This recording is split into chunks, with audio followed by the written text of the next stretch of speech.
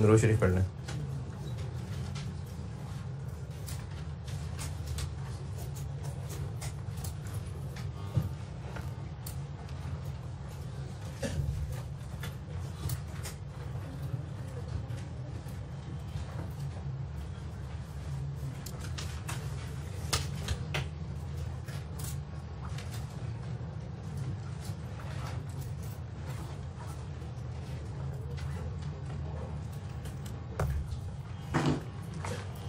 कल मैंने कंडीशन लिखवाई थी कि लीज के लिए ज़रूरी है क्या कि एसेट आइडेंटिफाइड है और लेसी के पास within the defined scope उसके पास राइट है कि वो सारे बेनिफिट्स ले सके और उसके पास right to direct the use है जी। हाँ हाँ बोलिए।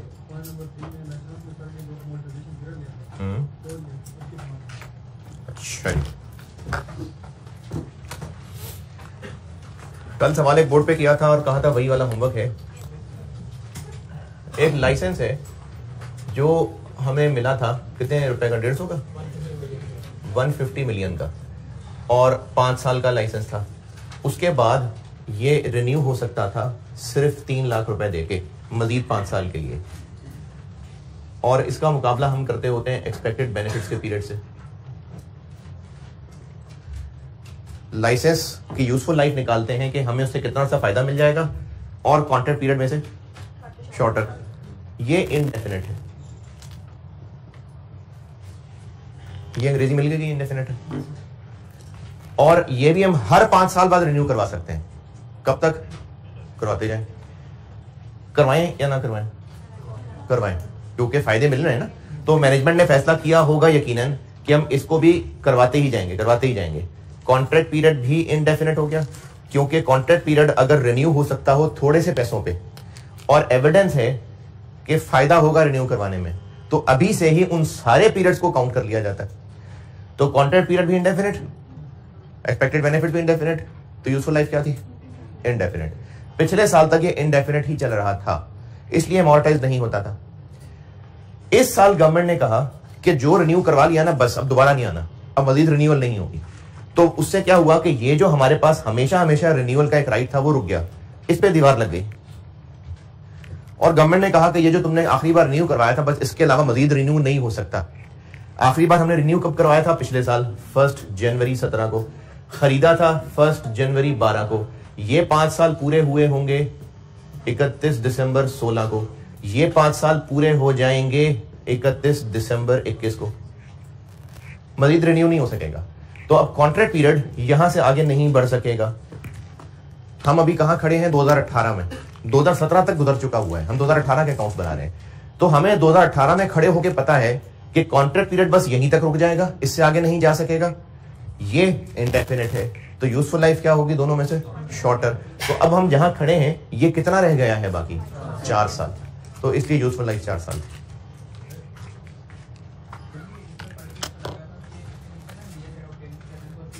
यार कल मैंने बताया था आपको।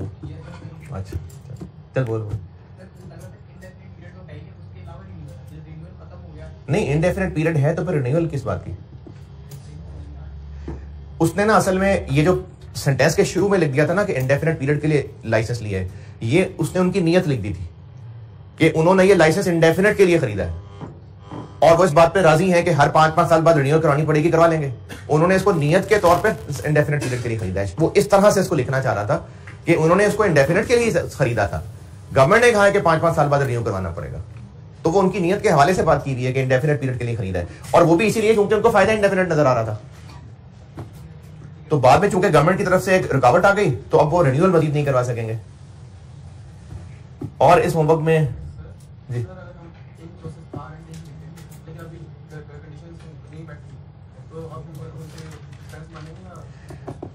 देखें, ये जो इन प्रोसेस R&D खरीदना होता है, इसके लिए IAS में सिर्फ इतना लिखा हुआ है, और वो भी सब्सिक्वेंट एक्सपेंडिचर वाले में लिखा हुआ है कि सब्सिक्वेंट एक्सपेंडिचर उस खर्चे पे, उस R&D प्रोजेक्ट पे जो has been recognised as asset है।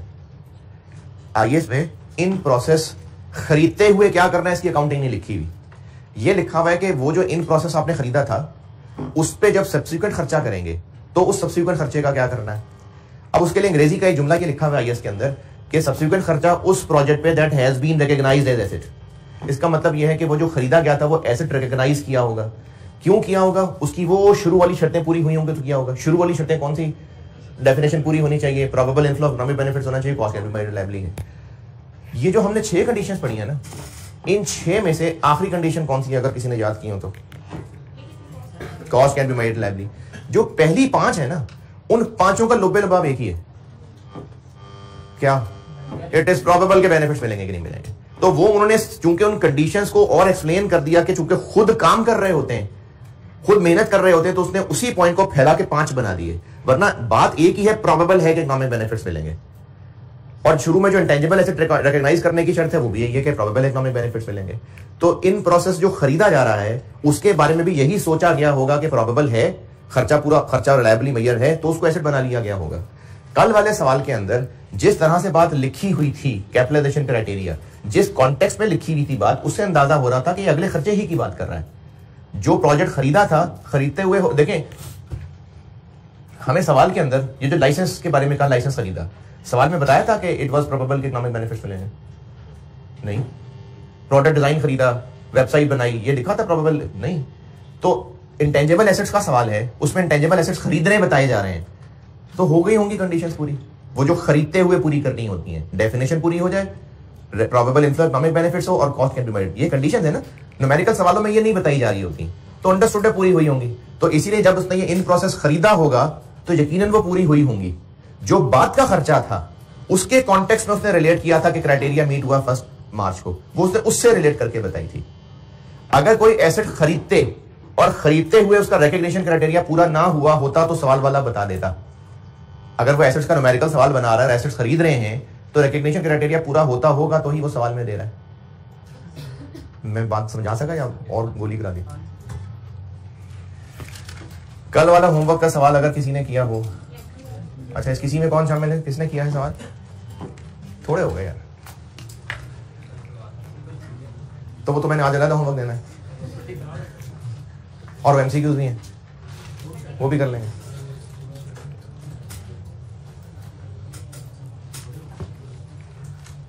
चले, जिन्होंने किया है इसमें और मजीद कुछ पूछना है? लाइसेंस वाले ने एक बात पूछी थी, मैंने वो बता दी, ये डेवलपमेंट पूछी थी वो रिपीट कर दी, और बताएं कुछ पूछना है? जी जी जी बताएं।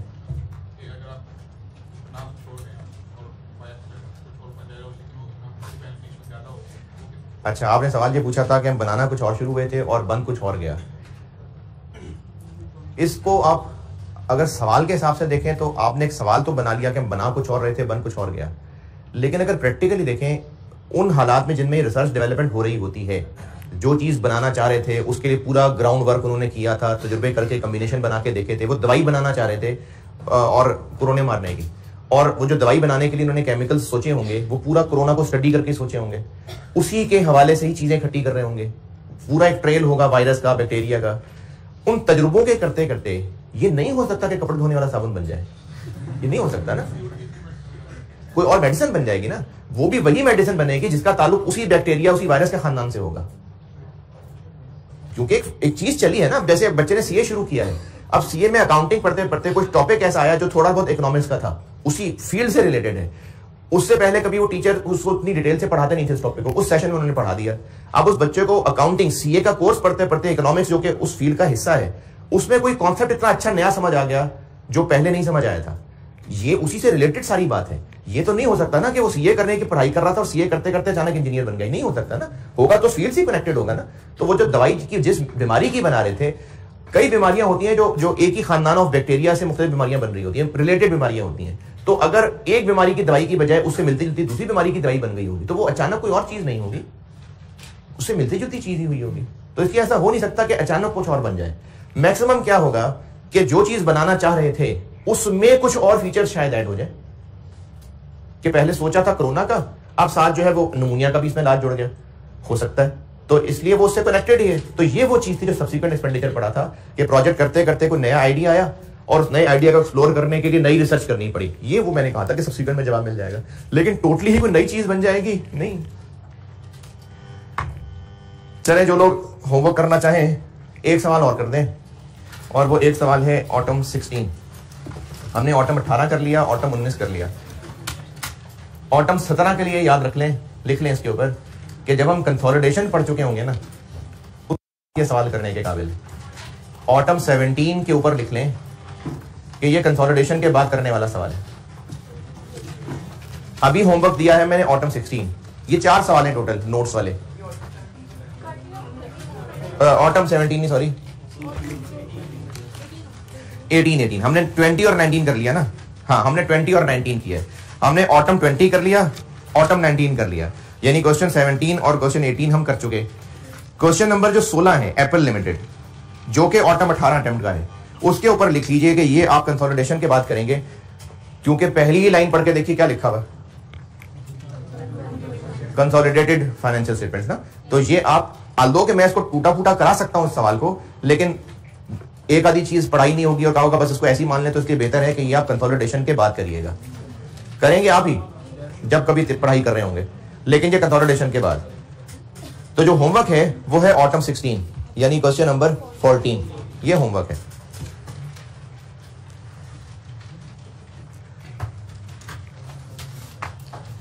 तो लेक्चर 13 में एमसीक्यूज और ये सवाल ये डिस्कस कर रहा हूं।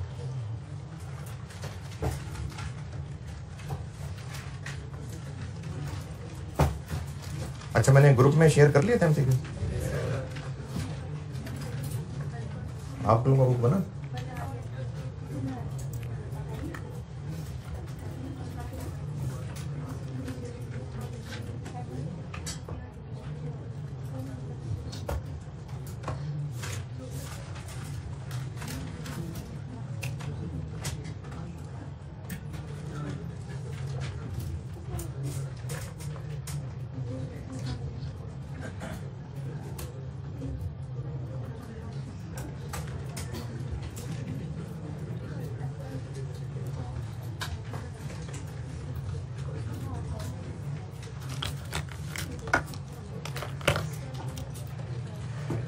अच्छा, कल मैंने कंडीशन लिखवाई थी, ये आपने याद करनी है।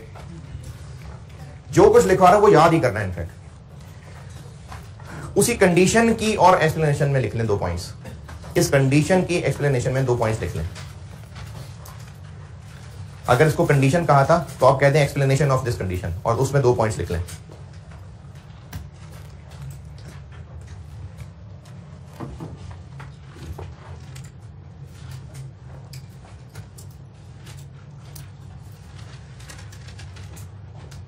ये 2 पॉइंट्स लिखवा रहा हूं, ये कंडीशन को एक्सप्लेन करने के लिए है, एहतियातन लिखवा रहा हूं। अदरवाइज इसकी बहुत एडवांस प्रैक्टिस है जो सीफैप लेवल की है, बहुत सारी मिसालें उसके अंदर, लेकिन मैं इसको छोड़ना मुनासिब नहीं समझ रहा। इखलाकन एहतियातन बस थोड़ा सा बता रहा हूं, बहुत ज्यादा डिटेल में नहीं जा रहे, लेकिन थोड़ा सा बता रहा हूं। तो इस कंडीशन की कंडीशन यही जो कल बताई थी कि वो लीज तभी होगी अगर लेसी के pass through out the period दोनों राइट्स हैं। एक राइट थे कि with in the defined scope, उसके पास राइट है कि वो सारे बेनिफिट्स ले ले, और दूसरा राइट था कि वो डायरेक्ट द यूज कर सकता है। इसी की एक्सप्लेनेशन में पहला पॉइंट लिखें,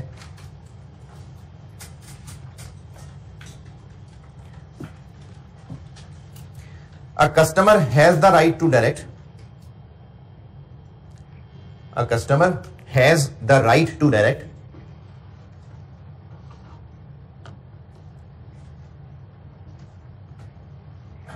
a customer has the right to direct how and for what purpose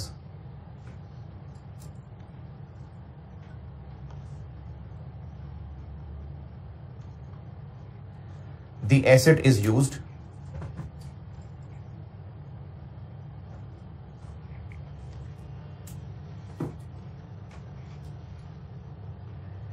if, comma, within the scope of its right, within the scope of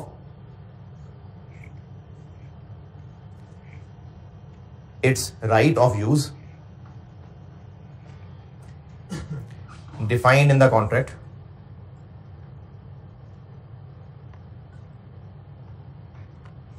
फिर कॉमा, यहां तक सेंटेंस दोबारा बता रहा हूं. A customer has the right to direct how and for what purpose the asset is used if, comma, within the scope of its right of use defined in the contract, फिर comma, it can change how and for what purpose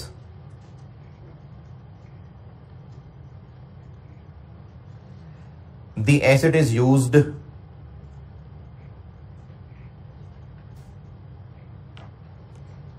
throughout the period of use.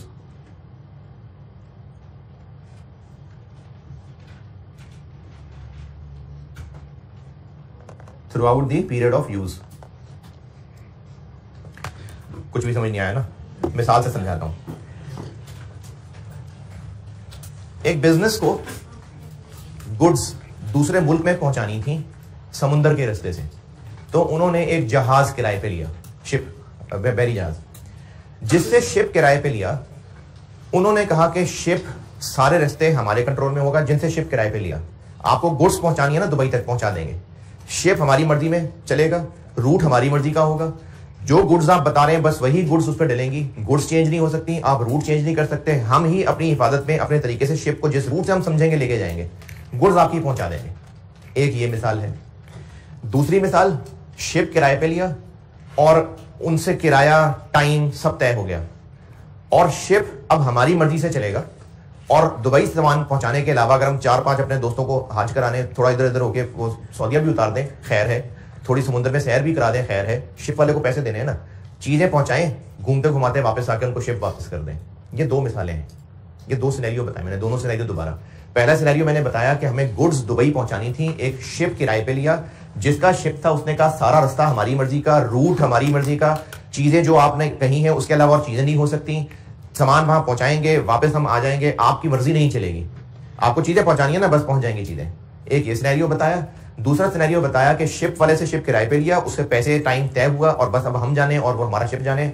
हम ship में घूमे, कराची घूमे जाके, Dubai घूमे जाके, साथ Saudi अरब चले जाएं, जो मर्जी चीजें ले जाएं. शिप वाले को पैसे और उसका टाइम पूरा मिल जाएगा. इन दोनों सिनेरियोस को सामने रखें और अब इसकी अंग्रेजी पढ़ने की कोशिश करते हैं. कस्टमर के पास राइट, क्या राइट? कि वो डायरेक्ट कर सके, यानी वो इंस्ट्रक्शन दे सके. क्या? How and for what purpose, कैसे और किस काम के लिए एसेट यूज होगा. ये उसके पास तभी हक होगा अगर वो through out the contract period change भी कर सके कि it can change how and for what purpose the asset is used. अगर वो ये मर्जी चला सकता है तो एसेट उसको किराए पे मिला है, और अगर ये मर्जी नहीं चला सकता तो फिर एसेट उसको किराए पे नहीं मिला, उसको एक सर्विस दे दी गई है चीजें वहां पहुंचाने की. ये दोनों मिसालें सुन रहे हैं, जाग रहे हैं, दोनों मिसालें समझ आई. अब इस अंग्रेजी को दोबारा पढ़े, मैंने समझाई, आप इस अंग्रेजी को दोबारा पढ़ के देखें. इन दोनों मिसालों में से लीज कौन सी होगी? सेकंड वाली, क्योंकि पहले में तो एसेट ही नहीं हमें मिला, हमें तो कोई मर्जी नहीं चलाने का मौका मिल रहा, हमें तो बस एक सर्विस मिल रही है. तो इसलिए दूसरी वाली मिसाल में लीज है, पहली वाली मिसाल में लीज नहीं है.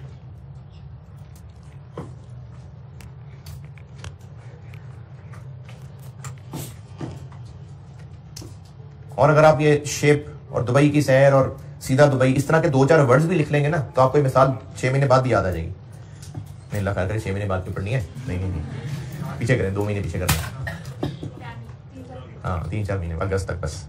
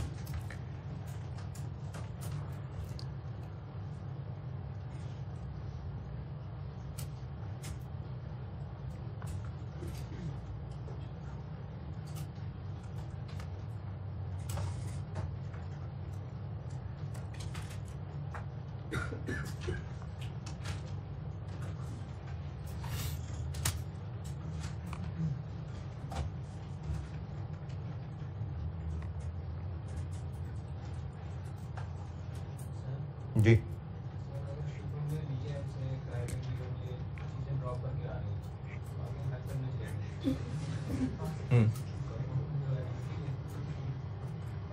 हाँ यही बात है ना कि शेप कैसे यूज होगा उसमें हम चेंज कर सकते हैं, तो हाँ फिर लीज है। अगर वो कह रहे हैं कि आप रूट चेंज नहीं कर सकते, इसमें जो चीजें रखनी है वो वही जो आपने बताई हैं वही है, उसके बाद आप चेंज नहीं कर सकते, तो फिर नहीं है लीज।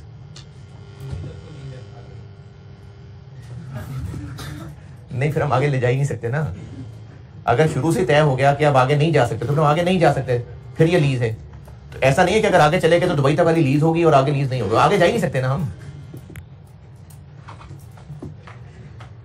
चले दूसरा पॉइंट लिखें। ये इस कंडीशन की एक्सप्लेनेशन में 2 पॉइंट्स कहा था आपको, दूसरा पॉइंट लिखिए। ये दूसरा पॉइंट को 2 दफा टेस्ट भी हो चुका है एग्जाम में।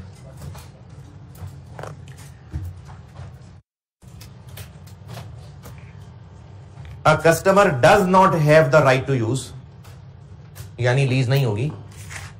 A customer does not have the right to use, और ये जो लिखवा रहा हूं मैं इसकी मिसाल कल आपको बता चुका हूं। A customer does not have the right to use an identified asset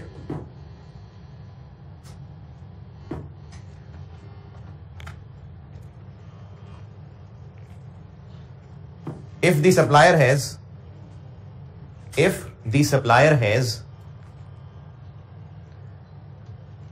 ये वर्ड इंपॉर्टेंट है, ये वर्ड टेस्ट हो चुका है 2 दफा। if the supplier has the substantive right, substantive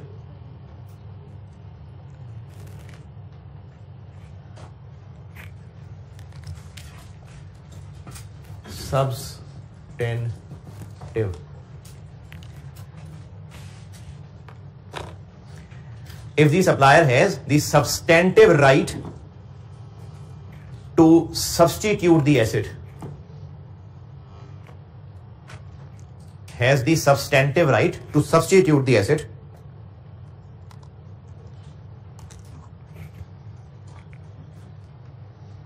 throughout the period of use, throughout the period of use।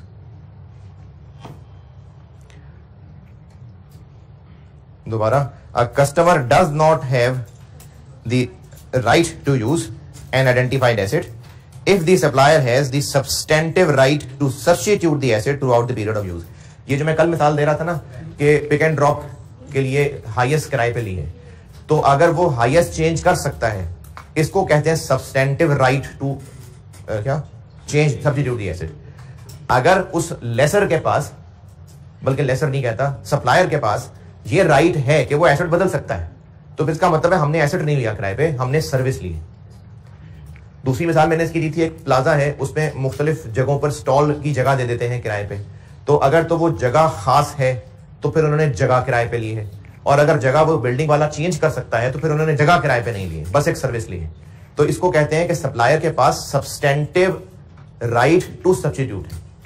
तो अगर supplier के पास सब्सटेंटिव राइट टू सब्स्टिट्यूट हुआ तो फिर यह लीज नहीं है, फिर बस वैसे ही एक सर्विस ली है।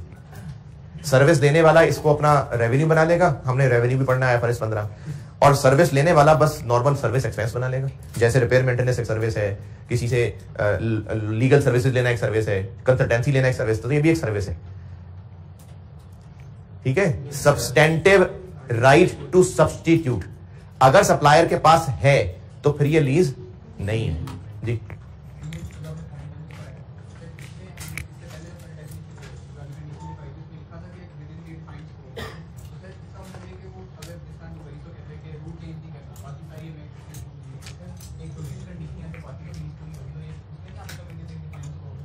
देखिए, मैंने तो आपको ये बात समझाने के लिए एक मिसाल दे दी।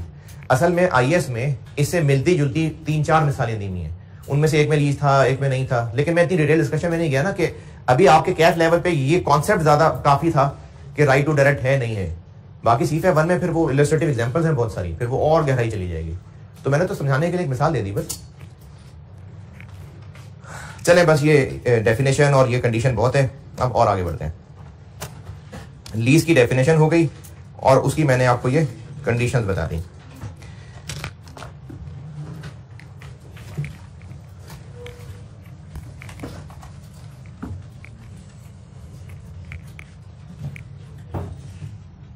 हमने ये टॉपिक 2 किताबों में पढ़ना है।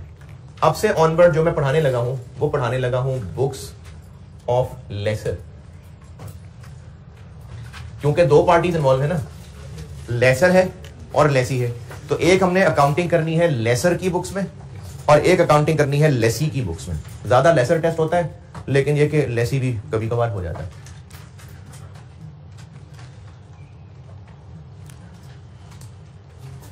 तो ये दो चीजें सीखनी है हमने कि लेसर की बुक्स में लीज की अकाउंटिंग क्या होगी और लेसी की बुक्स में अकाउंटिंग क्या होगी। लेसर कौन है और लेसी कौन है? जिसने एसेट किराए पे दिया हुआ है वो लेसर है और जिसने एसेट लिया हुआ है वो लेसी है। तो पहले पढ़ा रहा हूं बुक्स ऑफ लेसर।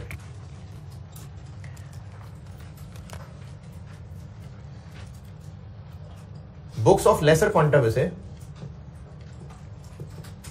लीजेस दो तरह की होंगी, एक होगी ऑपरेटिंग लीज और एक होगी फाइनेंस लीज। ऑपरेटिंग लीज और फाइनेंस लीज, इसकी भी अंग्रेजी लिखता हूं, उससे पहले मिसालें समझ लें।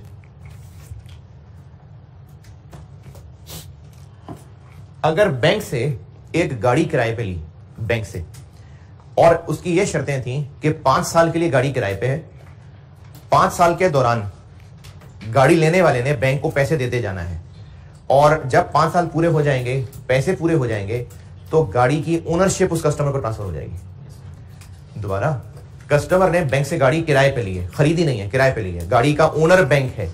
अगर ओनरशिप बैंक से ट्रांसफर हो गई होती कस्टमर को तो फिर ये सेल हो गई होती। तो कस्टमर ने बैंक से गाड़ी ली है किराए पे, और टर्म्स ये हैं कि जब टाइम पीरियड पूरा हो जाएगा, पैसे पूरे हो जाएंगे, तो इसकी ओनरशिप उस कस्टमर को ट्रांसफर हो जाएगी। अगर गाड़ी है लेट से 30 लाख की, 2022 में गाड़ी कस्टमर ने बैंक से किराए पे ले ली, 30 लाख बताए मैंने। अब बैंक ने बस वो 30 लाख पूरे करने हैं और कस्टमर को ओनरशिप ट्रांसफर हो जानी है। क्या ख्याल है, बैंक सिर्फ 30 लाख पूरे करेगा और ज्यादा? क्यों और ज्यादा? क्योंकि 4-5 साल में जाके पूरे करने हैं, तो वो उससे और ज्यादा पैसे लेगा, 30 लाख प्लस एक्स्ट्रा पैसे लेगा।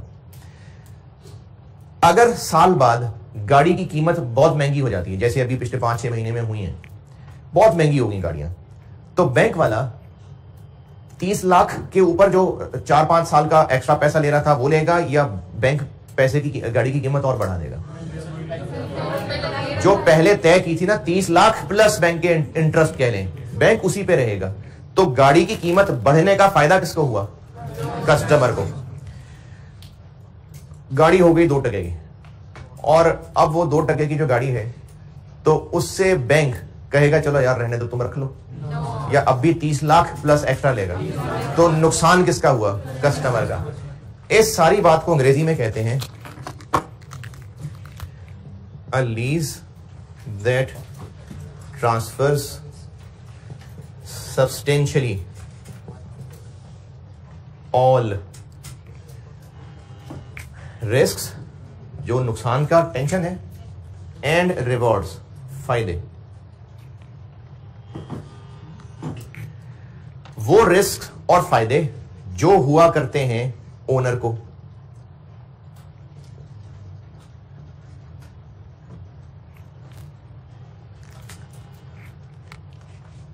of an underlying asset। अच्छा, ये डेफिनेशन है, ये आपने याद करनी है। इस डेफिनेशन में एक बात अंडरस्टूड है, अगर मैं पूछता हूं आपको, अगर वो ना अंडरस्टूड लगी तो छोटा सा कहीं लिख लेंगे। अ लीज दैट ट्रांसफर्स, किसको ट्रांसफर? कस्टमर को ना, क्योंकि एसेट तो लेसर का है, तो वो लीज जिसमें उस एसेट के रिस्क एंड रिवॉर्ड ट्रांसफर हो जाएंगे, मतलब टू लेसी ट्रांसफर हो जाएंगे, उतने रिस्क एंड रिवॉर्ड जो किसी ओनर के हुआ करते हैं। ये जो मैंने आपको 2 मिसालें दी हैं कि उस गाड़ी की कीमत बहुत बढ़ गई है, तो जो बढ़ने का फायदा है वो कस्टमर को हो गया, क्योंकि वो तो बैंक को 30 लाख प्लस इंटरेस्ट ही देगा, तो ये फायदा किसी ओनर को ही होना था, यही फायदा उस कस्टमर को हो गया। तो वो फायदे जो नॉर्मली ओनर को हुआ करते हैं, वो फायदे लेसी को होने लग गए, या वो जो मैंने नुकसान बताया था वो होने लग गया। तो इसका मतलब है ये फाइनेंस लीज है।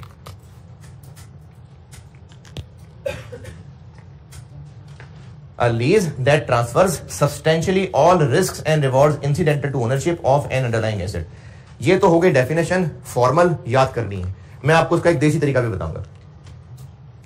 इसी डेफिनेशन के साथ ब्रैकेट में एक बात लिख रहा हूं जो शायद आज चांस कम है, नहीं तो अगली क्लासेस में इसकी बात आएगी।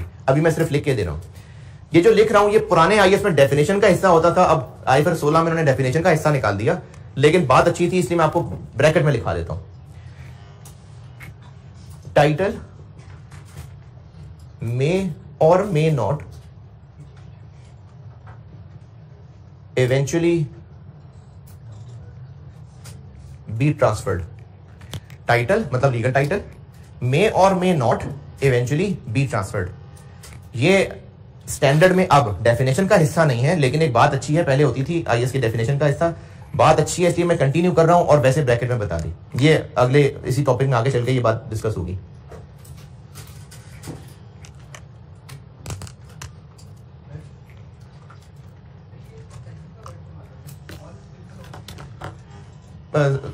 मोहतात लैंग्वेज है, बस मोहतात लैंग्वेज है, यानी ये जिम्मेदारी नहीं ले लेते कि सारे, मोहतात लैंग्वेज है कि तकरीबन सारे, जैसे स्टूडेंट भी कहते तैयारी होगी, यहां भी तकरीबन सारी हो गई। अब चाहे उसने सारा सिलेबस कर लिया है, 10 दफा कर लिया, लेकिन वो कहेगी तकरीबन सारी होगी, तो बस ये एक मोहतात वर्ड है जी। क्यों नहीं डेटर क्यों लग रहा है आपको, मतलब सवाल क्यों है, आपको लगता है डेटर है या नहीं है? फाइनेंस लीज की अकाउंटिंग कराऊंगा ना जब, अभी इस पे 2 क्लासेस लगेगी शायद, अभी मैंने ऑपरेटिंग लीज की अकाउंटिंग करानी है, आज कल तक ये खत्म होगी, फिर जब इसकी अकाउंटिंग कराऊंगा ना तो क्या पता डेटर ही हो, देखेंगे।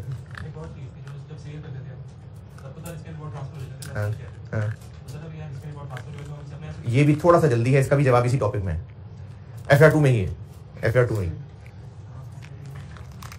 लेकिन फाइनेंस लीज में आगे चल के इन दोनों बातों का जवाब है जो आप कह रहे हैं।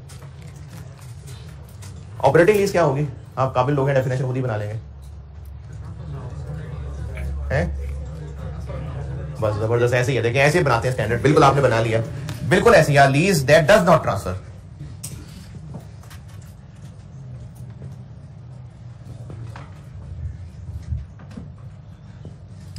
ये बिल्कुल ऐसे ही, बिल्कुल सही कहा आपने,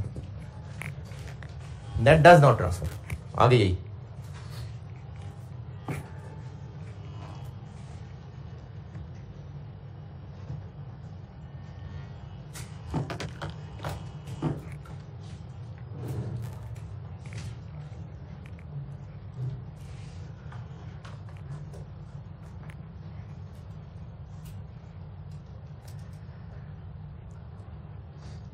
एक बिल्डिंग ली है किराए पे, आप लोगों ने चले 2 साल कैफ पढ़ने आना था, तो आपने एक फ्लैट किराए पे ले लिया, 2-4 दोस्त मिलके आए और फ्लैट किराए पे ले लिया। अब 2 साल रहना है आपने, और जो मालिक मकान है वो 2 साल आपसे किराया लेगा। अगर उस फ्लैट की कीमत उन 2 साल के अरसे में ही को 1.5-2 करोड़ बढ़ जाती है, तो वो आपको दे देगा, ले सर आपका फायदा हो गया नहीं। और अगर वो फ्लैट जल्जले में गिर जाता है, आप नहीं थे अंदर, आप बाहर थे, वो फ्लैट गिर गया, तो मालिक मकान आपसे पैसे पूरे करेगा नहीं। तो इसका मतलब है कि उस घर के रिस्क एंड रिवॉर्ड्स के मालिक आप नहीं है, ये ऑपरेटिंग लीज है। तो जो मैंने 2 मिसालें दी, घर किराए पे लेना, नॉर्मल कोई भी बिल्डिंग किराए पे लेना, वो ये मिसाल है। ये भैया जो बचपन की अकाउंटिंग से अब तक पढ़ रहे थे, और बैंक से कार लीज करना इसकी मिसाल है। यहां नीचे जगह ज्यादा हो जाएगी, इसलिए मैं नीचे वाली बात ये लिख कर बता रहा हूं आपको, तो नीचे पीछे वालों को नजर नहीं आएगी। कार लीजिंग, फाइनेंस लीज की मिसाल मैंने कार लीजिंग की दी है, और ये जो अब तक बचपन में पढ़ा है, बिल्डिंग रेंट पे ली हुई है, गाड़ी रेंट पे ली हुई है, वो ये चीज है।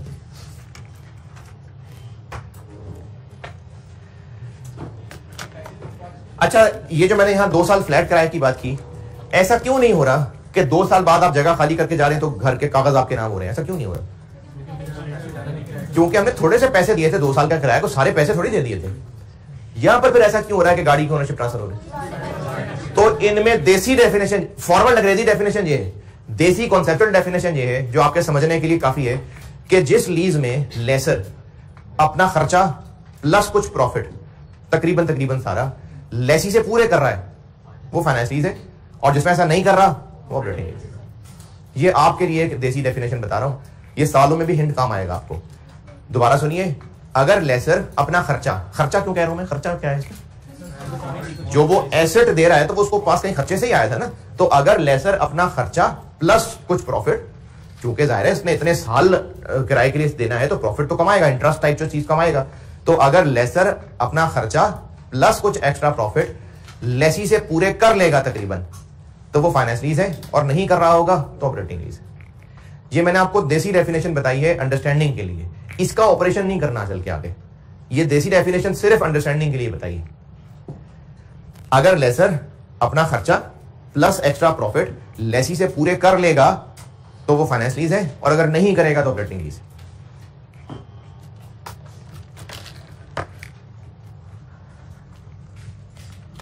ये दोनों नोटेड। इसकी और सपोर्ट के लिए आईएस ने कुछ पॉइंट्स बताए हैं और उनकी हेडिंग है क्लासिफिकेशन ऑफ लीज। इसी से आगे चल रहा हूं, ये इसी की सपोर्ट डिस्कशन है, और हेडिंग तो है क्लासिफिकेशन ऑफ लीज, लेकिन इससे मुराद क्या है? इससे मुराद है इंडिकेशंस ऑफ फाइनेंस लीज।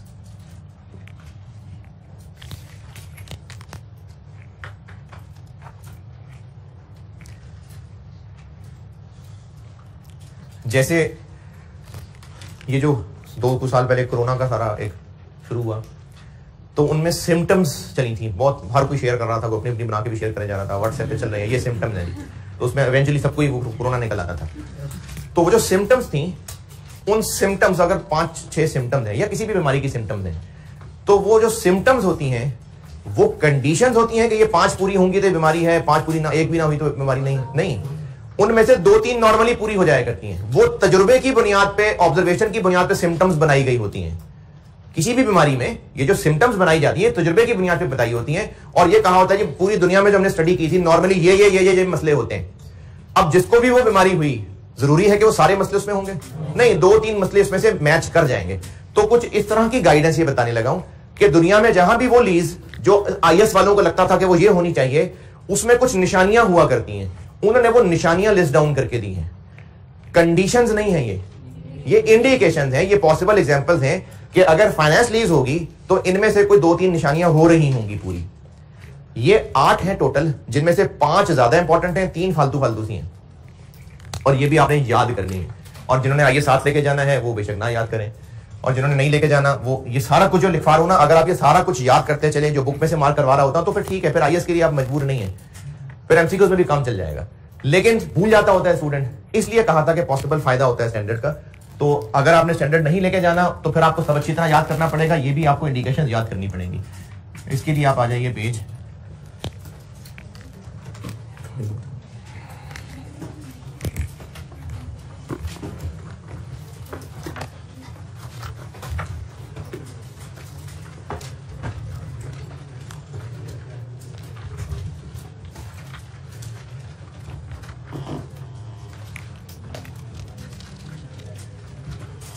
322।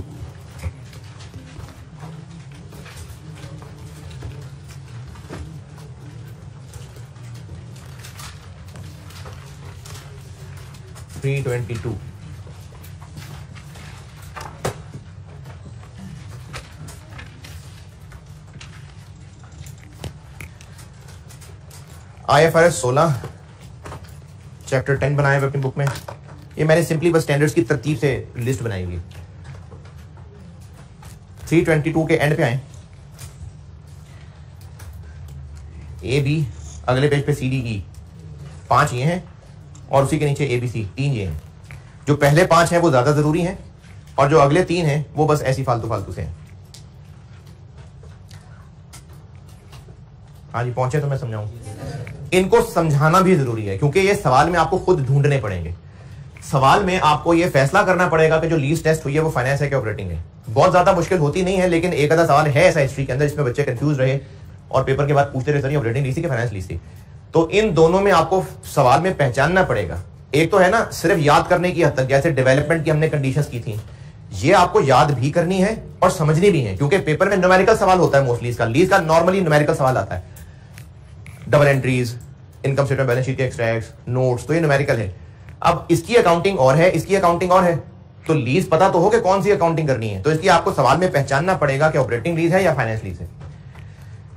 तो ये पहली 5 इंपॉर्टेंट है, और इनमें से भी 3 बहुत ज्यादा इंपॉर्टेंट है, वो भी आपको मार्क करवा देता हूं। अच्छा, इन 5 में और उसके अगली जो 3 है वो भी, इनमें मेन कॉन्सेप्ट पीछे भाई देसी डेफिनेशन है जो बताई है, क्या कि लेजर ने खर्चा पूरा कर लिया है। चले मैं आपको पॉइंट समझाता जाता हूं, जो समझाऊंगा फिर वो कहूंगा पढ़ लीजिएगा, क्योंकि याद करना है तो फिर अंग्रेजी भी तो समझ आए ना। पहले समझाऊंगा, अगर लेसर ने लेसी को एक एसेट लीज पे दिया और कॉन्ट्रैक्ट में लिखा हुआ है कि बस तुम किस्तें पूरी कर देना, एंड पे ओनरशिप में ट्रांसफर हो जाएगी। क्यों ओनरशिप ट्रांसफर हो रही होगी एंड पे?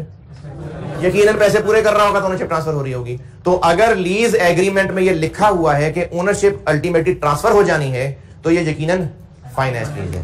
ये मैंने आपको पॉइंट नंबर ए बता दिया, 5 में से पहला बता दिया। पेज 322 के आखिर में जो 2 है ना, उनमें से पहला बता दिया। The lease transfers ownership of the underlying asset to the lessee by the end of the lease term. Lease term क्या लगता है नाम से? वो जो टाइम पीरियड है।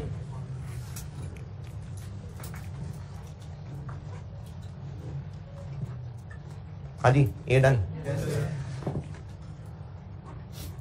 अगर वो एसेट जो लेसर किराए पे दे रहा है उसकी टोटल इकोनॉमिक लाइफ, अच्छा एक होती है यूजफुल लाइफ, एक होती है इकोनॉमिक लाइफ, इन दोनों में फर्क है। और इकोनॉमिक लाइफ, जिनको ये बात पता है तो जबानी ही ठीक है, जिनको नहीं पता वो नुक्कड़ में अपने पास लिख लेना। इकोनॉमिक लाइफ एसेट की लाइफ होती है कि एसेट कितने साल चल सकता है। यूजफुल लाइफ होती है कंपनी पॉइंट ऑफ व्यू से कि उन्होंने कितना यूज करना है। जैसे अगर कोई गाड़ी है और जिसने गाड़ी बनाई है उसने ये सोच के बनाई है कि 10-12 साल चलेगी गाड़ी, इकोनॉमिक लाइफ है। और अगर कंपनी ए ने गाड़ी खरीदी है और उनका इरादा है कि बस हम 4 साल बाद चेंज कर लेंगे गाड़ी, तो यूजफुल लाइफ 4 साल है। इकोनॉमिक लाइफ एसेट की ओरिजिनल पूरी लाइफ होती है और यूजफुल लाइफ होती है कि जिसके पास वो एसेट है उसने कितना अर्सा यूज करने हैं।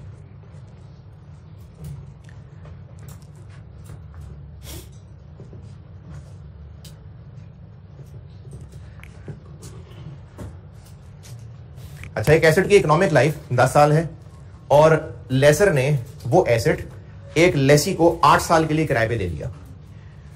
अब लेसर बन के सोचें, क्या वो उस एसेट 10 टोटल इकोनॉमिक है और उसने 8 साल के लिए किराए पे दे दिया, तो वो उस एसेट के सारे पैसे प्लस प्रॉफिट 8 साल में ही निकालने की कोशिश करे, या थोड़े से पैसे ले 8 साल में, बाकी 2 साल में बचा कुछ एसेट आए फिर दोबारा कमाने की कोशिश कर ले? क्यों पूरे कर ले?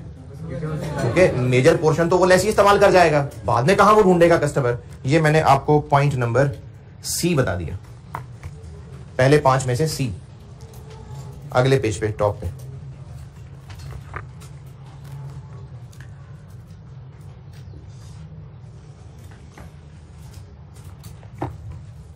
और ये ब्रैकेट में जो लिखा है ये आईएस में नहीं लिखा, ये मैंने आपको वैसी बड़े बूढ़ों की बात बताई है कि अगर 2/3 या 70-80% अगर है तो फिर उसको समझते हैं कि ये मेजर है।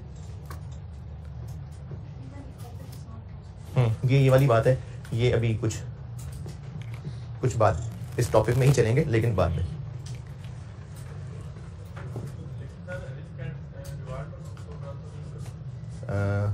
क्यों नहीं हुए? अच्छा, मैंने ना रिस्क एंड रिवॉर्ड की एक ये मिसाल बताई थी कि गाड़ी महंगी हो गई तो फायदा किसका, सस्ती हो गई तो फायदा किसका। किसी भी एसेट से जो जो भी बेनिफिट्स मिला करते हैं और वो जो ओनर लिया करता है, अगर तकरीबन वही सारे बेनिफिट्स लेसी भी ले लेगा तो फाइनेंस लीज है। डेफिनेशन ये है, और उसकी मैंने आपको देसी डेफिनेशन समझने के लिए बताई है कि अगर लेसर पैसे पूरे कर ले तो फिर लेसर भी कहेगा इससे जो फायदा ले सकते हो तुम्हारा, बस मेरे पैसे पूरे हो गए, अब जो फायदा नुकसान है वो तुम्हारा, तभी फाइनेंस लीज हो रही होगी।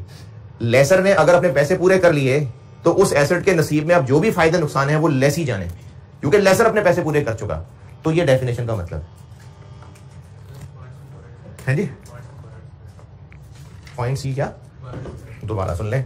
अगर एक मिसाल दोबारा बता दूं, क्या अगर एक एसेट की इकोनॉमिक लाइफ ही टोटल 10 साल है तो जिसका एसेट है उसने एसेट खरीदा क्यों था? फायदा लेने के लिए ना। अब उसने ये एसेट दूसरे को किराए पे दे दिया तो अपना खर्चा तो लेना उसे पूरा। तो मैंने ये कहा कि अगर वो एसेट पूरे 10 साल की इकोनॉमिक लाइफ वाला है और उस 10 में से 8 साल एक बड़ा मेजर पोर्शन है, वो एक ही किराएदार को वो एसेट यूज करने के लिए दे देता है, तो फिर वो उसी से पैसे पूरे करे। अभी मैंने शुरू में एक मिसाल दी थी कि 2 साल के लिए फ्लैट लिया है, वो मालिक मकान सारे पैसे क्यों नहीं पूरे कर रहा 2 साल में?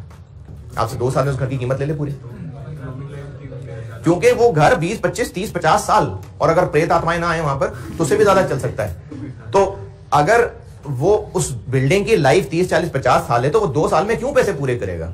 वो एक किराएदार को, और किराएदार भी इतने पैसे नहीं देगा, तो उसके बाद वो घर किसी और को किराए पे देगा, फिर किसी और को किराए पे देगा।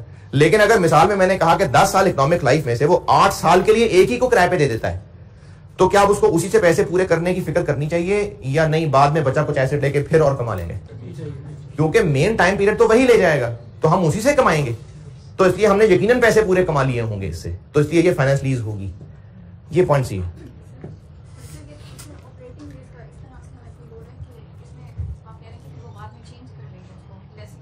हाँ, किराए पे उससे वापस ले लेगा, आगे किसी और को किराए पे दे दे।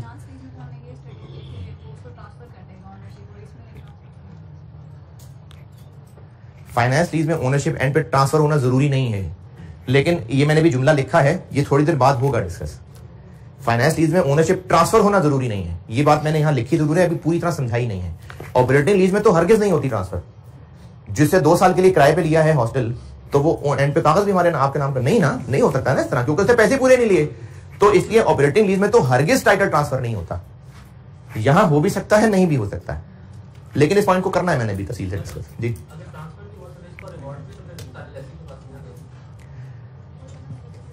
आपका सवाल यह है कि टाइटल ट्रांसफर हुए बगैर ये कैसे हो सकता है? ये करता हूं मैं, इसको समझाता हूं इस बात को भी।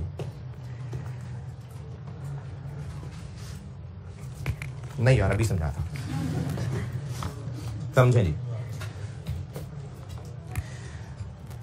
मिसाल बता रहा हूं मैं ये पॉइंट समझाने के लिए। आदो के जो मिसाल बता रहा हूं वो लीज की नहीं है, लेकिन ये पॉइंट समझाना चाह रहा हूं मैं। स्प्राइट की बोतल कितने की होती है? अरे आपने कौन सी 1.5 लीटर पूरी पी है? नहीं, छोटी की बात कर रहा हूं मैं। हाँ जी, वो जो शीशे वाली की बात कर रहा हूं, जो पी के वापस भी करनी होती है। 30 रुपए, 25 की, चलो 25 की। ये वो स्प्राइट की बोतल है, वो जो ग्लास बोतल है वो है, और इसमें होता है 200-250 ml, 250 ml। डिस्पोजेबल भी मिलती है एक, वो कितने की होती है? ये वो तो ½ लीटर होती है, 200 ml में मिल जाती है। चलो फर्ज करो 250 ml होती नहीं है, लेकिन चले 250 ml, 25 की होगी वो, या महंगी होगी? महंगी होगी। चले 35 की कर लेते हैं। ये वो प्लास्टिक की डिस्पोजेबल है। जो ये वाली बोतल थी, दुकान पे बोतल खड़े होकर पिए, चाहे घर ले जाएं, बोतल वापस करनी पड़ेगी। क्यों वापस करनी पड़ेगी? क्योंकि उसने पैसे सिर्फ ड्रिंक के लिए हैं, पैसे बोतल के नहीं लिए हैं, तो बोतल लाजमी वापस करनी पड़ेगी।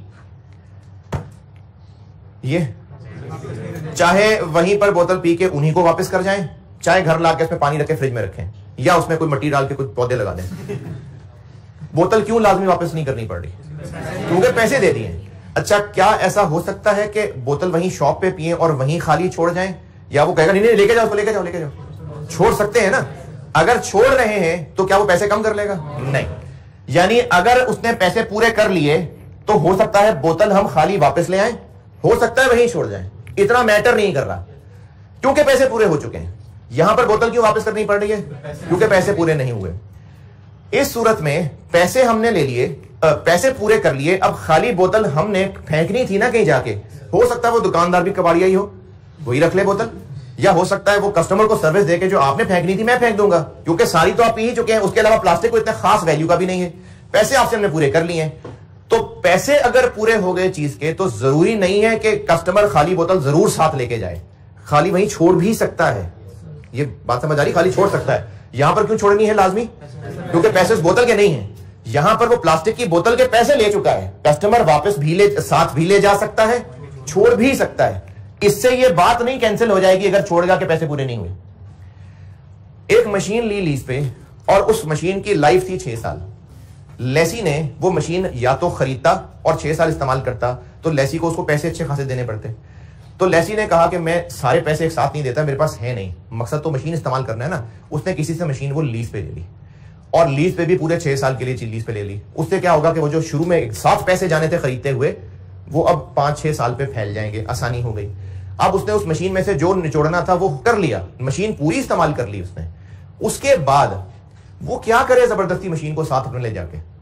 हो सकता है कि वो जो मशीन का सप्लायर था वो कबाड़िया पार्ट्स में डील भी करता हो, तो ऐसा हो सकता है कि 6 साल में वो पैसे पूरे करने के बावजूद मशीन अपने पास ही रखे, लेसी मशीन ना लेके जाए।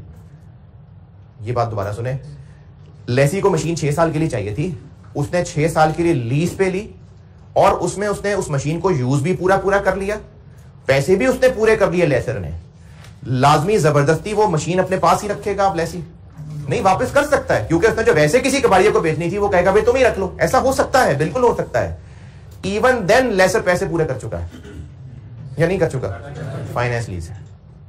तो फाइनेंस लीज में अगर लेसर ने पैसे पूरे कर लिए तो एग्रीमेंट में ऐसा हो सकता है कि लेसी ही रख लेगा एसेट, और यह भी हो सकता है कि लेसी एसेट वापस कर देगा।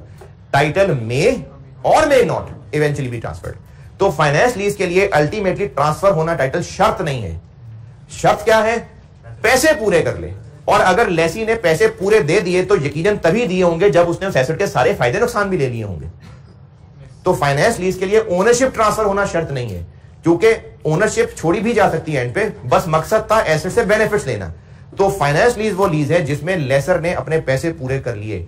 चाहे तो एग्रीमेंट में ये लिखा हो कि एसेट एंड पे लेसी रखेगा, और ये भी लिखा हो सकता है कि एसेट एंड पे वापस होगा, इवन देन वो फाइनेंस लीज हो सकती है।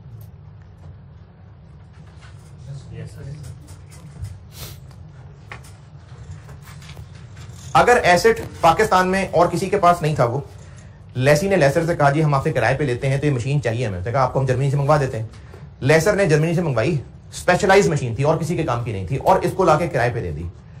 अब वो इसी से सारे पैसे पूरे करने की कोशिश करे या वापस लेके फिर दोबारा किसी को किराए पे ढूंढने की कोशिश करे? क्यों? क्योंकि स्पेशलाइज्ड है। तो फिर ये एसेट यकीनन फाइनेंस लीज पे ही देगा या ऑपरेटिंग पे भी दे सकता है? फाइनेंस लीज पे देगा। ये मैंने आपको पॉइंट नंबर ई बता दिया। पॉइंट नंबर 5वां बता दिया। अगर एसेट बहुत स्पेशल किस्म का है और वो लेसी ही के काम का है और दुनिया में लोग उसको ज्यादा इस्तेमाल नहीं करते, तो जो उस लेसी को एसेट किराए पे दे रहा है, अक्लमंदी क्या है कि उसको फाइनेंस लीज पे ही दे या ऑपरेटिंग लीज पे दे दे? तो अगर स्पेशल किस्म का एसेट होगा तो यकीनन लीज पे ही दिया जा रहा होगा। ये पॉइंट ई में लिखा हुआ। और जो पॉइंट ई की अंग्रेजी में एंड पे 4 वर्ड लिखे हैं, इसका क्या मतलब हुआ कि एसेट जो जिस हाल में है बस लेसी के काम का है। अगर किसी और के इस्तेमाल का बनाना हुआ तो उसमें अच्छे खासी चेंजेस करनी पड़ेंगी, ठीक ठाक खर्चा करना पड़ेगा, पता नहीं को कराए चेंज के ना कराए। तो इन हालात में, नॉर्मल हालात में, ये सिर्फ लेसी के काम का है, तो लेसर यकीनन फाइनेंस लीज पे ही देगा। कितने हो गए? 3। आपने बचपन में कहीं डिस्काउंटिंग पड़ी हुई है, एफआर में भी वो वैल्यू यूज निकालते हुए। आज अभी इस वक्त एसेट जो मशीन लेसर किराए पे दे रहा है, वो आज मशीन मार्केट में 20 मिलियन की, या मैंने जैसे गाड़ी की मिसाल दी थी, आज वो मार्केट में इतने की है। फाइनेंस लीज देसी डेफिनेशन क्या बताई मैंने कि लेसर अपने खर्चे पूरे कर लेगा, और पैसे चूंकि वो 4-5 साल में ले रहा होगा तो 20 ले रहा होगा, ज्यादा ले रहा होगा? ज्यादा ले रहा होगा। जो वो किराया ले रहा होगा, रेंटल या लीज पेमेंट्स कह देता हूं, ये ऑफिशियल वर्ड है, 5 साल में वो टोटल मिला के, हर साल किसने ले रहा होगा, हर महीने किसने ले रहा होगा, टोटल मिला के लेट से वो 27 मिलियन पूरे कर ले। क्यों ले रहा है ज्यादा पैसे? क्योंकि टाइम इन्वॉल्व है। अगर 27 मिलियन यानी जो उसने टोटल पैसे लेने हैं उनकी प्रेजेंट वैल्यू निकाली जाए, डिस्काउंटिंग की जाए, और उसका आंसर तकरीबन 20 मिलियन के आसपास ही आ जाए, तो क्या साबित हो रहा होगा कि उसने अपने पैसे पूरे कर लिए। जितने पैसे लेसर लेसी से ले रहा है, अगर उनकी डिस्काउंटिंग की जाए और उसका जो आंसर निकले प्रेजेंट वैल्यू वो तकरीबन इसके आसपास निकले, तो उससे क्या साबित हो रहा होगा कि उसने पैसे पूरे कर लिए हैं। ये है पॉइंट नंबर बी या सी में से कोई होगा बताइए? डी, पॉइंट नंबर डी, चौथा। और ये इन 5 में से सबसे ज्यादा इंपॉर्टेंट पॉइंट है। फाइनेंस लीज हो तो ये तो पूरा हो ही रहा होता है।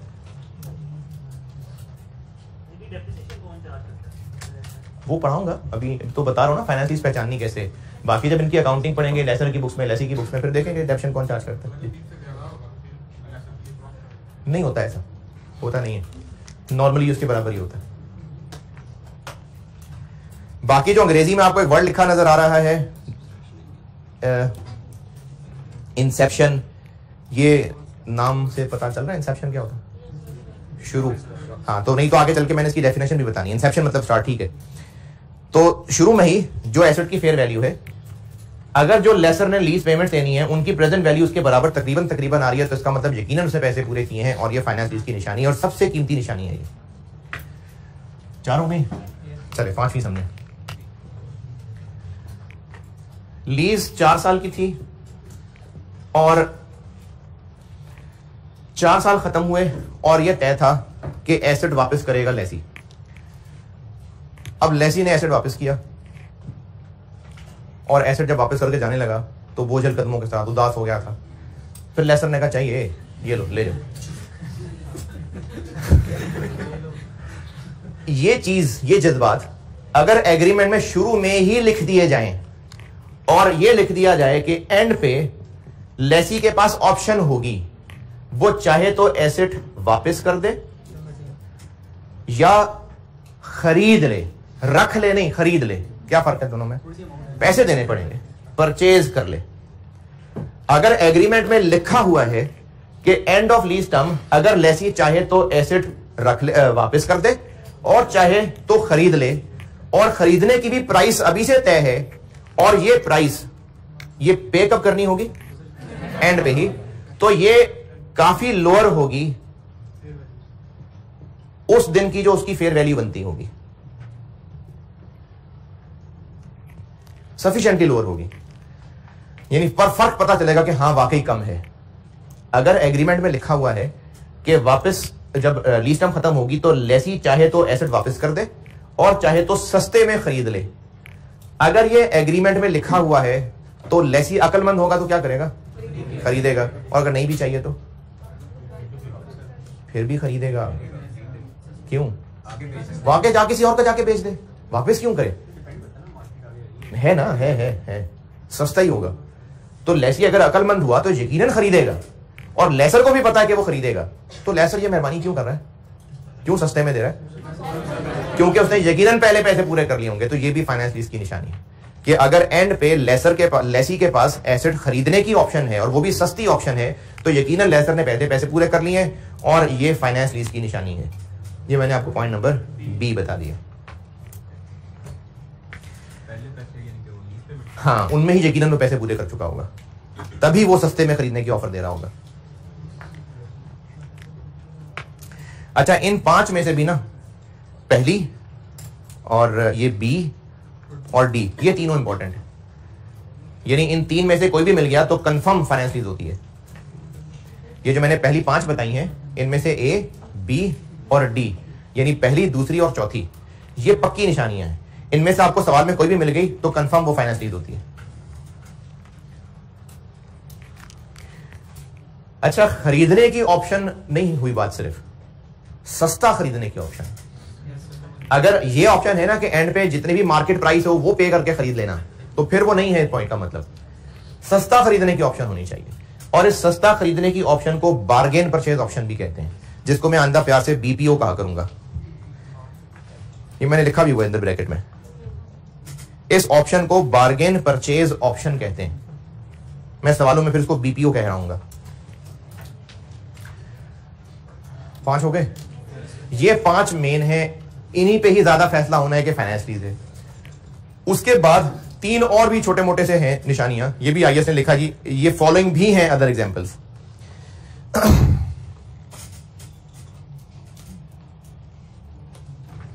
तो जो पहले 5 हैं वो ज्यादा जरूरी हैं, अगले 3 भी बस गुजारा मुजारा हैं, लेकिन ये भी पढ़ लेने चाहिए। अगले 3 बताता हूं। शुरू में जो मैंने गाड़ी की मिसाल दी थी कि जो गाड़ी 30 लाख प्लस इंटरेस्ट पे बैंक ने लीज पे दे दी, 4 साल पूरे हो गए, गाड़ी की ओनरशिप कस्टमर को ट्रांसफर हो गई। एंड पे अब वो गाड़ी जो उसको पड़ी कितने की? 30 लाख प्लस इंटरेस्ट। अगर वो एंड पे बची कुची गाड़ी मार्केट में 2 करोड़ की है, फायदा किसका? उसी कस्टमर का। और अगर वही 30 लाख प्लस इंटरेस्ट की पड़ी हुई गाड़ी 4 साल बाद जब उसको ओनरशिप ट्रांसफर हुई, मार्केट में वो 2% की है, तो नुकसान किसका? यानी बचे हुए का जो भी फायदा नुकसान है, अगर वो लेसी का है तो ये फाइनेंस लीज की निशानी है। ये आपको मैंने अगली 3 में से बी बता दी। ये जो अगली तीन है ए बी सी, उनमें से बी दूसरी बता दी आपको। अगला पॉइंट, एग्रीमेंट में लिखा हुआ है कि 4 साल बाद चाहे तो एसेट वापस कर दें, चाहे आप दोबारा किराए पे ले लें, और अब की बार जो किराया होगा वो मार्केट से बहुत सस्ता होगा। तो लेसर क्यों ये मेहरबानी कर रहा होगा? तो ये मैंने आपको उन तीन में से पॉइंट नंबर सी बता दिया।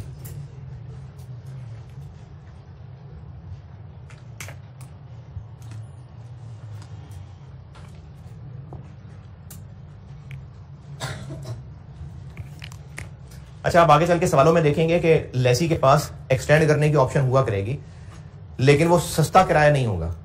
तो इसका मतलब ये नहीं होगा कि वो फाइनेंस लीज नहीं है, ये तो वैसे एक निशानी है फाइनेंस लीज की, लेकिन अगर ये नहीं है एक्सटेंशन पूरे किराए पे, तो इसका मतलब ये नहीं कि फाइनेंस लीज नहीं हो सकती।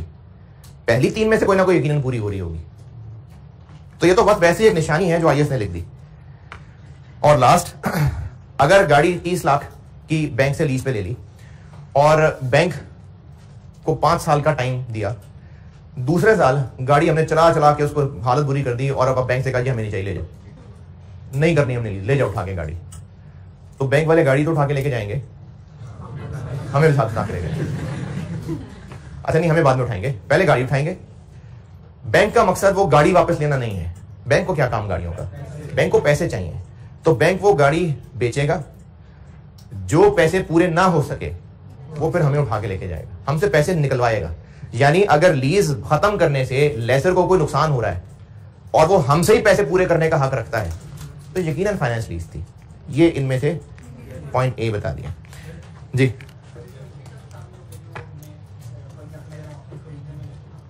नहीं, जितना भी उसका बैलेंस बचता होगा बैंक का वो पूरे करेगा हमसे, और अगर कोई लीगल चार्जेस भी लेना चाहिए, यानी वो हमसे अपने खर्चा पूरा कर लेगा, जो भी उसके ऊपर खर्चे भी पड़े, उसका हक है। तो फिर ये फाइनेंस लीज की निशानी है।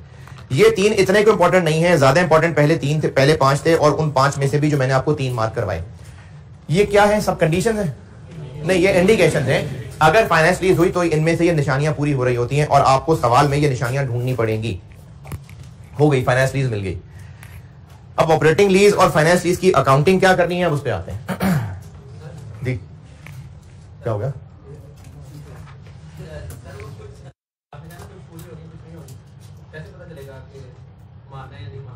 स्टूडेंट को कैसे पता चलेगा? वो मैंने आपको 3 बताई है ना, पहली 5 में से 3 मैंने कही है कि इनमें से कोई भी पूरी हो गई ना तो कंफर्म फाइनेंस लीज है, और उन 3 में से कोई क्या, जो मैंने तीसरी बताई थी, चौथी प्रेजेंट वैल्यू वाली डी, ये तो लाजमी पूरी हो रही होती है। लेकिन बाद वक्त क्या होता है कि आपको ये फिगर नहीं दी होती, तो उसको पूरा कैसे करें? तो फिर बाकी निशानियां मिल जाती होती हैं। प्रैक्टिस करेंगे ना तो आइडिया हो जाएगा कि निशानियां पूरी हो जाती है आराम से। कोई स्टूडेंट को बहुत मुश्किल नहीं होती है फैसला करने में कि फाइनेंस है या ऑपरेटिंग है जी। कौन सी वाली? आखिरी 3 में से भी मैंने कहा था कि गाड़ी बैंक से लीज पे ली, 4 साल की किस्तें थी, 4 साल पूरे हो गए, बैंक के पैसे हमने पूरे कर दिए। अब लेसी को वो गाड़ी 30 लाख प्लस इंटरेस्ट की पड़ी है। अगर वो एंड पे बची कुची गाड़ी मार्केट में बहुत महंगी होती है तो फायदा किसका? लेसी का। और अगर बहुत घाटे में जाता है, नुकसान लेसी का। ये मतलब है इस बात का कि जो भी रेजिडुअल बचा हुआ जो भी होगा, उसका जो भी गेन लॉस है, अगर वो लेसी का है तो उसका मतलब फाइनेंस लीज है।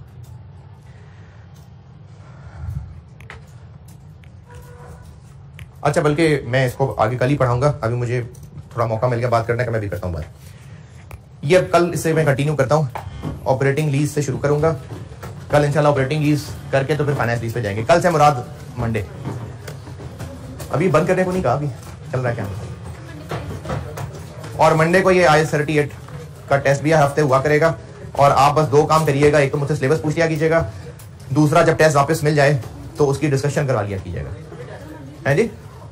इस मंडे से टेस्ट है, सिलेबस लीज सारा और कंसोलिडेशन सारी।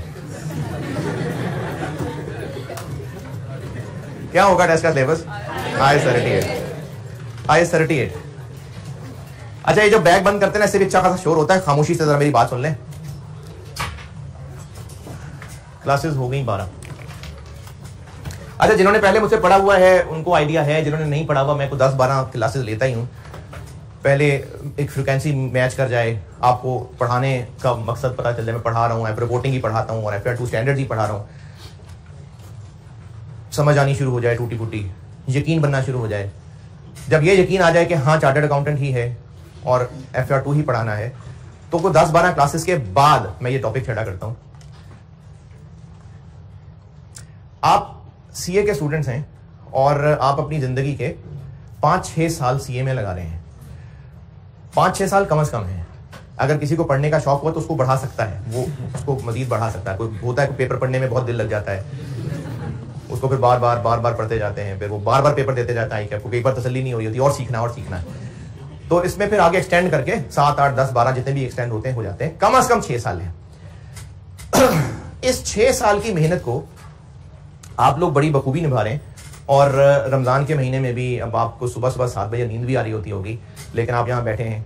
और अगर कोई सब्जेक्ट आपकी दोपहर को क्लास होती होगी तो आप अपनी अपनी गाड़ियों में अपने लग्जरी हेलीकॉप्टर में तो नहीं आते, वो पैदल आता होगा। मैं देखता हूँ दोपहर को जब निकलता हूँ यहाँ से कैंपस से तो अक्सर लोग पैदल जा रहे होते हैं। अब आप दोपहर को पैदल भी जा रहे हैं, बाइक पे, चिंची पे, जैसे भी सफर कर रहे हैं। ये सब मुश्किलें आप बर्दाश्त कर रहे हैं और 6 साल खर्च कर रहे हैं जिंदगी के, बल्कि सिर्फ जिंदगी के नहीं, आप जवानी के 6 साल खर्च कर रहे हैं। और जवानी के 6 साल इज नॉट इक्वल टू जिंदगी के किसी और फेज के 6 साल। इस वक्त आपकी भरपूर जवानी है और आप तकरीबन सारे इस वक्त 20 के आसपास होंगे, 19-18 होगा, कोई 21-22 का भी होगा, एवरेज में 19-20 कह देता हूं आपको। इस जवानी की एज में आपकी जो एनर्जीज है ना, वो आपकी पूरी जिंदगी के मैक्सिमम पे होती हैं। आदो के फुल जवानी हर पॉइंट ऑफ व्यू से इंसान की जो जवानी होती है वो 30 साल 32 साल होती है। ये इंसान की फुल जवानी होती है, मेच्योरिटी, ताकत, हर लिहाज से। फिर डाउनफॉल शुरू होता है, फिर 40 के बाद जो है वो जवानी खत्म, फिर वो बुढ़ापे की कैटेगरी में चला जाता है। लेकिन ये जो बलूगत से 40 साल, ये जवानी का फेज है जिसमें बिल्कुल टॉप जो है वो तकरीबन 30 होता है। लेकिन अभी जो आप 20 में हैं, ये एनर्जीज के एतबार से टॉप हैं आप इस वक्त तकरीबन। तो आप अपनी जिंदगी के कीमती पीरियड में से 6 साल खर्च कर रहे हैं। क्यों कर रहे हैं? CA करने के लिए। अच्छा, CA करने से क्या होगा? फ्यूचर सिक्योर हो जाएगा ना। और फ्यूचर सिक्योर से मुराद ये है कि आपकी जो लाइफ होगी तो आपको उसमें बादशाह सलामत बना के घर बिठा दिया जाएगा और खादिम आगे पीछे होंगे। ऐसा होगा? नहीं होगा। आपको मजीद मेहनत करनी पड़ेगी। मैंने अपनी स्टूडेंट लाइफ में जितनी मेहनत की है, अब मुझे उससे ज्यादा मेहनत करनी पड़ती है। जितना मेरे पास टाइम अपनी स्टूडेंट लाइफ में अपनी पर्सनल लाइफ के लिए था, मैं अपनी टीन एज सारी जो है ना बड़े स्पोर्ट्स में गुजरी है। बहुत फिट था मैं और बहुत शौक था। और अब जब से ये प्रैक्टिकल लाइफ शुरू हुई, ये फिटनेस जो है ना वो सारी चेंज हो गई। पर्सनल लाइफ के लिए टाइम नहीं बच रहा। बहुत मेहनत बढ़ जाती है प्रोफेशनल लाइफ में आके। लेकिन अच्छी लाइफ से मुराद ये है कि फैसिलिटीज मिल रही होंगी, माशरे में रिस्पेक्ट हो जाएगी, फैमिली में रिस्पेक्ट हो जाएगी, अच्छा अर्न कर रहे होंगे तो सवारी अच्छी हो जाएगी, खाना अच्छा हो जाएगा, रहने की जगह अच्छी मिल जाएगी। तो ठीक है, अच्छी बात है, ये बुरा सौदा नहीं है। कितना अर्सा? नहीं, 6 साल के बाद। अगर मौत को जल्दी नहीं, नॉर्मली जो होती है वहीं रख लें तो नॉर्मली पाकिस्तान में 60 के आसपास चले जाते हैं ऊपर। और जो 60 से ऊपर भी निकल जाते हैं तो वो कोई इतनी क्वालिटी लाइफ नहीं है। बीमारियां, दवाइयां, चिड़चिड़ा हो जाना, वो को बहुत क्वालिटी लाइफ नहीं है। 60 से पहले ही है। आल्दो के आजकल के हालात में जो जिस तरह की हमारी खुराकें हैं, 45 के बाद ही इंसान बूढ़ा हो चुका होता है, लेकिन बीमारियां कंटिन्यू शुरू हो जाती हैं। लेकिन फिर भी वर्किंग के एतबार से उसको ऑफिस की अगर उसने काम करना है तो 60 को साल तक लोग निकाल जाते हैं। तो आप अभी इस वक्त अगर 20 साल के हैं और आप 6 साल लगाने को तैयार हो गए, यानी 26, और आप इस 6 साल की इन्वेस्टमेंट कर रहे हैं। क्यों? क्योंकि वो जो अगले 26 से 60 34 साल हैं वो अच्छे गुजर जाएं। 34 साल का कैरियर आपको अच्छा नजर आ रहा है तो आप उसके लिए 6 साल इन्वेस्ट करने को तैयार हैं। और ऐसे इन्वेस्ट कर रहे हैं कि जो भी आप में से अच्छा पढ़ने वाला स्टूडेंट है, अच्छे बच्चे की बात कर रहा हूं, गंदे बच्चों की बात नहीं कर रहा, अच्छे बच्चे की बात कर रहा हूं, हर लिहाज से शरीफ बच्चों की बात कर रहा हूं, तो आप अपने 24 घंटे के दिन के अंदर पढ़ाई कर रहे हैं। पढ़ाई के अलावा आपके पास और करने का टाइम ही नहीं है। क्लासेस ले रहे हैं, पढ़ाई, रातों को जाके पढ़ रहा है, सुबह उठ के पढ़ रहा है। आप फुल डेडिकेटेड मेहनत कर रहे हैं 6 साल, क्योंकि वो अगले 34 साल आपको अच्छे गुजरने की उम्मीद है। क्या ऐसा हो सकता है कि मार्केट में कुछ ऐसे हालात हो जाएं, कोई एटॉमिक वॉर हो जाए, और जब एटॉमिक वॉर हो गई तो ये जो सब नजर आ रहा है गया, और जितने भी बचे कुछ लोग रह जाएंगे वो फिर खेती बाड़ी की जिंदगी में शिफ्ट हो जाएंगे, फिर ये बाकी फैक्ट्रीज नहीं रह जाएंगी, खत्म हो जाएगा सब। और जैसे हालात दुनिया के आगे बढ़ने हैं, जंगों की तरफ जाना ही जाना है। अब वो हमारी जिंदगी में जाएं या हमारी नस्लों की जिंदगी में जाएं, ये बात आगे जानी ही जानी है। क्या ऐसा हो सकता है कि इधर आपका सीए खत्म हुआ, उधर हालात बदल के उधर दजाल आ गया और वो सारी जो है वो हो सकता है ऐसा? हो सकता है। तो आपकी 6 साल की मेहनत जिस चीज को सोच के हो रही थी, पता नहीं वो फेज आने वाला है कि नहीं आने वाला। चलो ये तो दुनिया के हालात हो गए। आपके पास क्या गारंटी है कि आप सीए के बाद 34 साल जिंदा भी रहने वाले हैं? कोई गारंटी नहीं है। और आप अगर अपने इर्द गिर्द नजर दौड़ाएंगे तो आपको अपने इर्द गिर्द अपने हम उम्र लोगों में वो लोग भी पता चलेंगे जो मर गए हुए हैं। और मेरे ही क्लास में बैठे हुए मुझे 9-10 जवान ऐसे याद है जो दुनिया में नहीं है, जिनमें से एक मेरी अपनी भतीजी है जिसको मैंने खुद कब्र में उतार के नमाज पढ़ाई हुई है, मेरी स्टूडेंट ही थी वो। तो ये जो जवान आप सब कोशिशें कर रहे हैं, आप 6 साल जिंदगी के लगा रहे हैं क्योंकि अगले 34 साल अच्छे गुजरने हैं। और आप अक्लमंद हैं क्योंकि जो आप ही के इर्द गिर्द आप ही की एज के लोग जो और अयाशियों में पड़े हुए हैं, आप उनको देख के सोचते हैं कि बेवकूफ लोग हैं, अपनी जिंदगी का मौका जाया कर रहे होंगे। आपके कजन्स में भी हो सकते हैं, कोई स्कूल के दोस्तों में, मोहल्लेदार के दोस्तों में हो सकते हैं, जो आपको लग रहा होगा कि वो बेवकूफ हैं।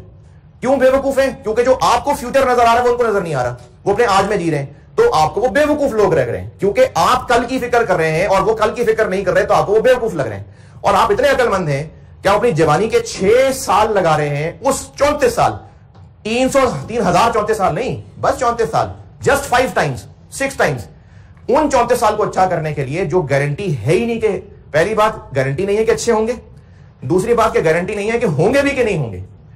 तो अब अपनी अकल का अंदाजा ये करें कि आप वो चीज जो पता नहीं मिलनी है कि नहीं मिलनी है उसके लिए सारी एनर्जीज लगा रहे हैं। लेकिन मरना सबने है, और जिसका ईमान नहीं है वो मरेगा तो उसको लग पता जाएगा। क़यामत का दिन आना है और दोबारा जिंदा होना है। दुनिया से पहले कब्र के पेट में जाना है, वहां से फिर क़यामत का दिन होना है। कब्र की भी लाइफ हर एक की अपनी अपनी लंबी ड्यूरेशन की होगी। कोई लंबी ड्यूरेशन हो सकती है, कोई छोटी ड्यूरेशन हो सकती है। किसी की कब्र की लाइफ जो है वो जहन्नुम का घड़ा हो सकती है, किसी की कब्र की लाइफ जन्नत का बाग हो सकती है।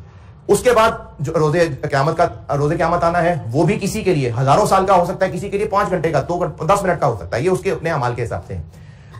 उस दिन डिसीजन होना है कि किसको हमेशा के लिए जन्नत में जाना है, किसको हमेशा के लिए दोज़ख में जाना है। और छोटा सा लफ्ज है हमेशा, छोटा सा, लेकिन इसे खत्म कभी नहीं होना, कभी भी खत्म नहीं होना।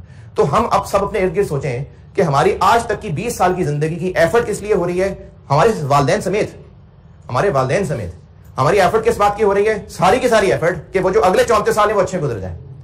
पता नहीं वो है कि नहीं है, पता नहीं वो फेज आना है कि नहीं आना, लेकिन हम इतने अकलमंद हैं कि हम टोटली भूले हुए हैं, कोई फिक्र ही नहीं हो रही कि जो उसके बाद कंफर्म हमेशा की जिंदगी आनी है उसके लिए भी कोई तैयारी होनी है कि नहीं होनी है, उसके लिए भी कुछ सिलेबस उसका भी कोई है या नहीं है, उसका भी कोई क्राइटेरिया है या नहीं है। तो अकलमंदी का लेवल हमारा आप ये खुद चेक कर लीजिए। एक हदीस का मफहूम आपसे तुमने फरमाया है कि अकलमंद वो है जो मरने से पहले मरने की तैयारी कर ले। कल इंशाल्लाह, कल परसों 1-2 दिन में इस बात को थोड़ा थोड़ा समेट के ना फिर मैं इसको पूरा करूंगा। अगली क्लास में मुलाकात होगी इंशाल्लाह।